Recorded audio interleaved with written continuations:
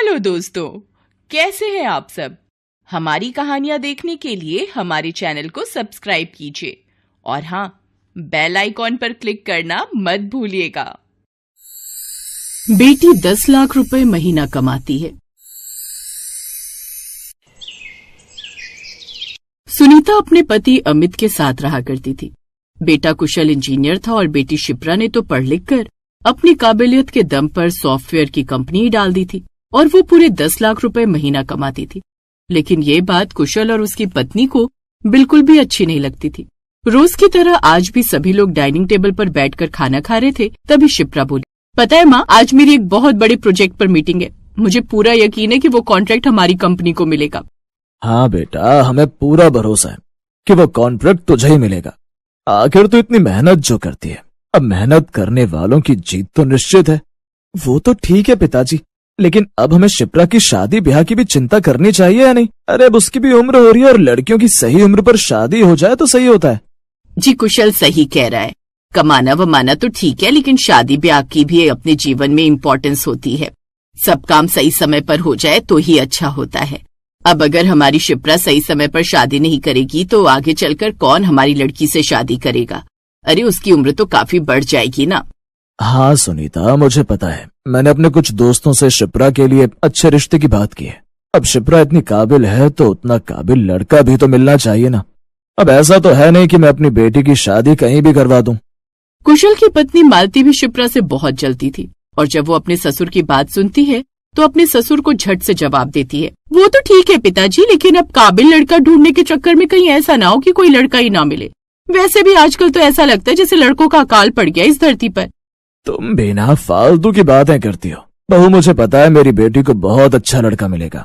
ऐसे ही समय बीत रहा था। एक दिन कुशल अपने दोस्त को घर लेकर आता है और सभी से मिलवाते हुए कहता है, माँ पिताजी, ये मेरा दोस्त रणवीर है। अच्छी खासी गवर्नमेंट जॉब है। इसकी फैमिली में बस माता पिता है और एक बहन है। तो उसकी शादी हो गई। इसे मैंने शिप्रा की फोटो दिखाई थी। इसे शिप्रा बहुत पसंद है। आप लोग बात कर लीजिए तो हम रिश्ते की बात आगे बढ़ा लेंगे। ठीक है, तो बताओ रणवीर, बेटा कहाँ रहते हो तुम? अंकल, मैं जहाँ जॉब करता हूँ ना, वहाँ कंपनी की तरफ से मुझे एक छोटा सा क्वार्टर मिला है। मैं उसी में रहता हूँ। लेकिन आपकी बेटी भला इतने छोटे घर में कैसे रहेगी? इसीलिए मैं तो सोच रहा हूँ कि शादी के बाद मैं ही आपके घर में रहने आ जाऊंगा। अच्छा ठीक है, अब ये बताओ कि कितनी पेमेंट है तुम्हारी?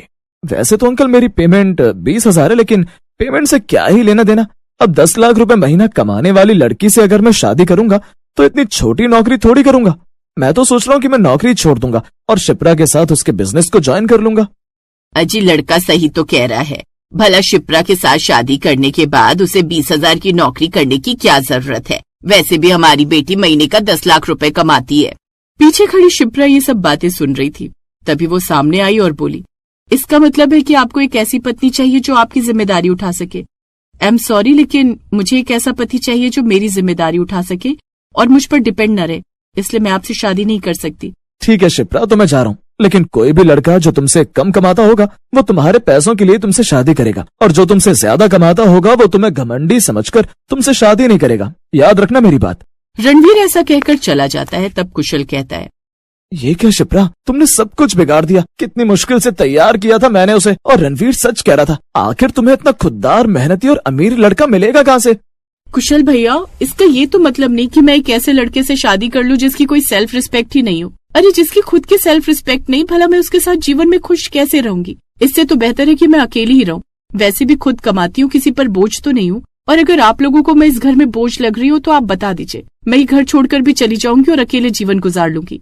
ऐसा कहकर शिप्रा वहाँ से चली जाती है। लेकिन घर का ऐसा माहौल देख सभी लोग अब परेशान हो जाते हैं। ऐसे ही कुछ समय बीत जाता है।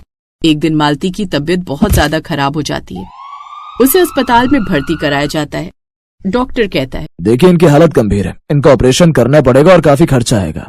शिप्रा आगे बढ़कर बोली, कोई बात नहीं डॉक्टर साहब, जितना भी पैसा लगे आप चिंता मत कीजिए, बस आप मेरी भाभी को ठीक कर दीजिए। आप तो मिस शिप्रा है ना, सॉफ्टवेयर कंपनी की मालकिन? जी हाँ डॉक्टर साहब, मैं शिप्रा ही हूँ। मैंने आपकी बहुत तारीफ सुन रखी है। किस तरह आपने अपनी मेहनत से और अपनी लगन से अपनी कंपनी को खड़ा किया है और आज लीड कर रही हैं। खैर, मैं आपकी भाभी का ऑपरेशन करने के लिए तैयार हूँ। डॉक्टर ऑपरेशन थिएटर में चला गया। तभी पीछे खड़ा कुशल शिप्रा के पास आया और बोला, शिप्रा मैं बहुत शर्मिंदा हूँ। मैं हमेशा तुमसे जलता रहा, लेकिन आज तुमने मेरी इतनी मदद की, अगर तुम मालती के लिए इतने पैसे खर्च न करती तो मैं उसका इलाज कभी नहीं करवा पाता। मैं तुम्हारा ये एहसान कभी नहीं भूलूंगा। अरे कुशल भैया, इसमें एहसान की क्या बात है? मैं आपकी बहन हूँ और आपके लिए कुछ भी करना पड़े तो मैं कभी पीछे नहीं हटूंगी। शिप्रा, पिताजी सही कहते हैं कि तुम बहुत काबिल हो और भगवान ने चाहा तो देखना तुम्हें बहुत काबिल लड़का मिलेगा। सुनीता और अमित कुशल की बात सुनकर बहुत खुश हो जाते हैं। थोड़ी देर बाद डॉक्टर ऑपरेशन थिएटर से बाहर आता है और कहता है, शिप्रा जी, सब कुछ ठीक है। आपकी भाभी कुछ दिनों में बिल्कुल ठीक हो जाएंगी, आप बिल्कुल चिंता मत कीजिए। ऐसा कहकर डॉक्टर वहाँ से चला जाता है। कुछ दिन बीत जाते हैं और मालती बिल्कुल ठीक हो जाती है। फिर मालती को पता चलता है कि उसके इलाज का खर्चा शिप्रा ने उठाया है।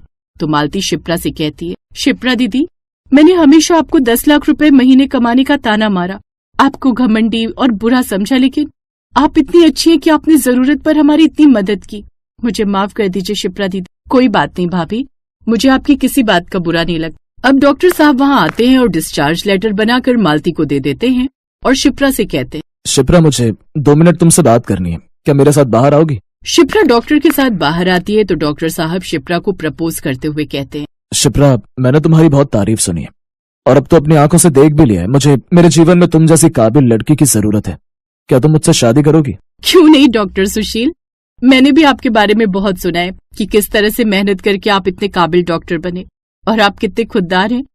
मुझे भी आप जैसा ही लाइफ पार्टनर चाहिए। शिप्रा के घर वाले भी ये सारी बातें सुनकर बहुत खुश होते हैं और शिप्रा की खुशी खुशी डॉक्टर सुशील से शादी कर देते हैं।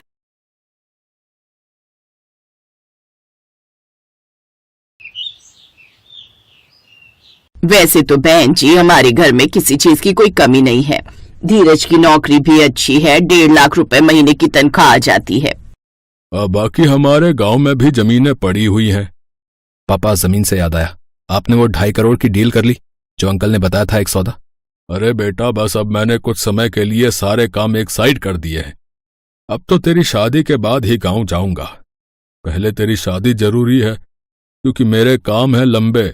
अगर एक बार गांव गया तो फिर 4-5 महीने तक लौटने वाला नहीं हूं। अब तू ये बता, तुझे राधिका पसंद है? हाँ पापा। तो भाई साहब, अब हमारे बेटे को तो राधिका पसंद है और हम दोनों को भी राधिका बिटिया बहुत पसंद आई है। अब आप पूछो राधिका से कि उसे धीरज पसंद है। मुझे इस रिश्ते से कोई ऐतराज नहीं है धीरज जी, बस मैं यही चाहती हूँ कि हमारा आगे आने वाला रिश्ता प्यार और विश्वास की नींव पर चले। मुझे जीवन में सब कुछ बर्दाश्त है, पर मुझे झूठ से सख्त नफरत है। मैंने आपसे अपने बारे में कुछ नहीं छिपाया। मैं चाहूंगी कि आप भी अपने बारे में मुझसे कुछ मत छुपाओ।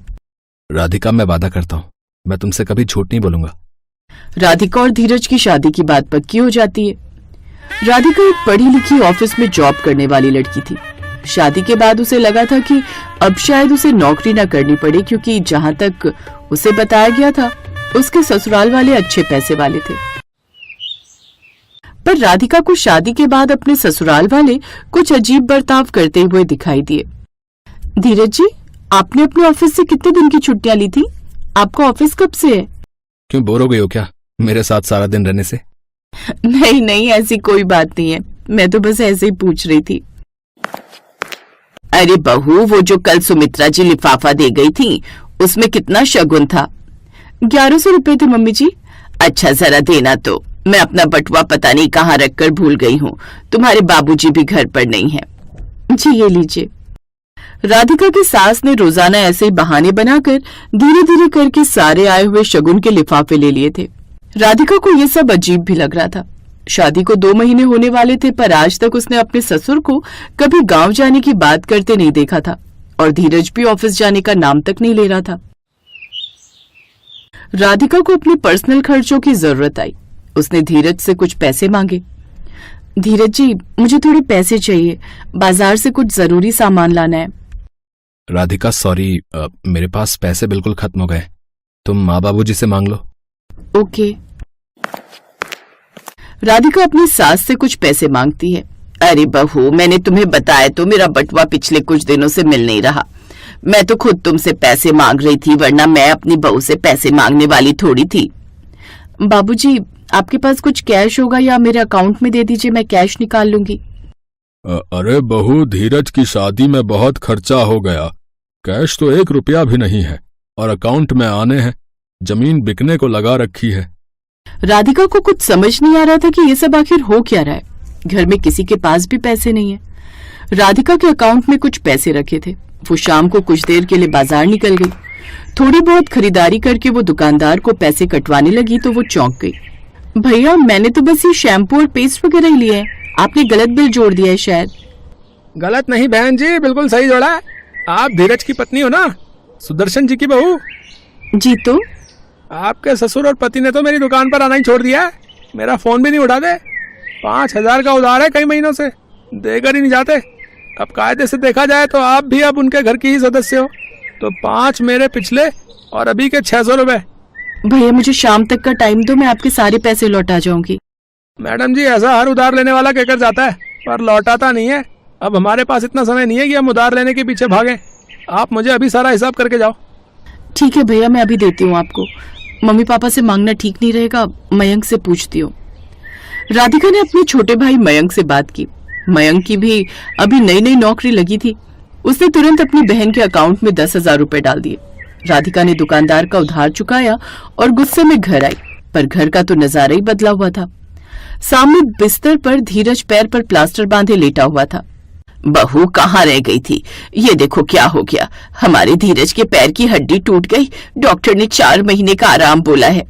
अचानक हड्डी कैसे टूट गई? अरे, ऊपर अलमारी में से अपनी कुछ पुरानी फाइलें निकाल रहा था। कल ऑफिस लेकर जानी थी। अचानक बैलेंस बिगड़ गया स्टूल का और मैं नीचे गिर गया। हमारे तो न जाने घर के गृह ही भारी हो गए हैं। धीरज को चोट लग गई और मेरी भी जो जमीन बिकनी थी गांव की, वो भी सौदा नहीं हो पाया। पता नहीं घर का खर्चा कैसे चलेगा।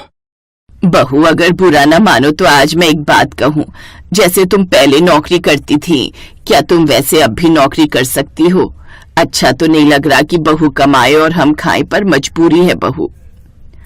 कोई बात नहीं, मैं कल से ही नौकरी ढूंढनी शुरू कर देती हूँ। आप टेंशन मत लो, मेरे होते हुए घर में पैसों की परेशानी नहीं आएगी। राधिका ने देखा कि धीरज के पैर पर प्लास्टर है और वो सचमुच कुछ समय के लिए ऑफिस नहीं जा सकता, तो उसने नौकरी ढूंढना ही सही समझा। और फिर अगले दिन से ही राधिका नौकरी के लिए इंटरव्यू देने जाने लगी। राधिका को एक अच्छी कंपनी में नौकरी मिल गई। उसकी सैलरी भी 70,000 थी। राधिका को नौकरी का एक्सपीरियंस था, इसलिए उसे कोई परेशानी भी नहीं आई। पर जैसे ही महीना हुआ, राधिका के ससुर ने खर्चों की लिस्ट राधिका के हाथ में थमा दी। राधिका बहू, ये मैंने इस पर्चे में सारे खर्चे लिख दिए हैं। तुम देख लो, तुम्हारी सैलरी तो आई गई है, कैसे खर्च करना है। बहू, थोड़े 5-7 हजार मुझे भी दे देना। वो क्या है ना, धीरज को डॉक्टर के पास लेकर जाना है। डॉक्टर इसका चेकअप करेंगे। तुम तो ऑफिस में रहोगी, तो डॉक्टर के पास मैं अभी ही ले जाऊंगा। ठीक है बाबूजी, ये 60,000 रुपए है माँ जी, ये आप देख लो, इसमें से जो भी खर्चा है। ये 5 आप रख लो बाबूजी, बाकी मैंने अपने रोज के ऑफिस जाने के लिए थोड़े रख लिए हैं। ऐसे अगले 2 महीने तक राधिका अपनी सारी तनख्वाह अपने सास ससुर के हाथ में देती रही। उसने अपने लिए कुछ भी नहीं बचाया। एक दिन राधिका को ऑफिस से जल्दी छुट्टी मिल गई तो वो घर पहुंची तो देखकर दंग रह गई। जो पिक्चर उसके सामने बनाई गई थी वो तो झूठी थी, सच तो उसके सामने था। धीरज के पैर का नकली प्लास्टर एक साइड में सोफे पर रखा हुआ था। राधिका की आंखों में आंसू आ गए। उसने तुरंत गुस्से में अपने मम्मी पापा को कॉल मिलाया और ससुराल आने को कहा। मेरे मम्मी पापा आ जाए, आप लोगों का फैसला मैं अब करूंगी। राधिका, वो सुनो तो सही, हम तुम्हें बताने वाले थे। शोर सुनकर पड़ोसी भी घर में आ गए। आप सब भी देख लो, ये है मेरे ससुराल वाले जो मेरे टुकड़ों पर पलते हैं। मेरे पति जो नकली एक्सीडेंट का बहाना बनाकर मेरी सैलरी लूट रहे थे। मेरे सास ससुर पति ये तीनों एक नंबर के धोखेबाज हैं। घटिया हो तुम तीनों, घटिया। राधिका का दुख आंसुओं से छलक गया। राधिका ने अपने पति और ससुराल वालों से सारे रिश्ते तोड़ दिए। कहीं न कहीं राधिका के माता पिता की भी इसमें यही गलती रही कि शादी के समय उन्होंने राधिका के ससुराल वालों के बारे में जांच पड़ताल नहीं की। पर आज के जमाने में शादी के लिए वर पक्ष और वधु पक्ष दोनों के बारे में पूरी जानकारी होना अनिवार्य है, ताकि धोखाधड़ी और ठगी से बचा जा सके। हेलो दोस्तों, कैसे हैं आप सब? हमारी कहानियां देखने के लिए हमारे चैनल को सब्सक्राइब कीजिए और हाँ, बेल आइकॉन पर क्लिक करना मत भूलिएगा।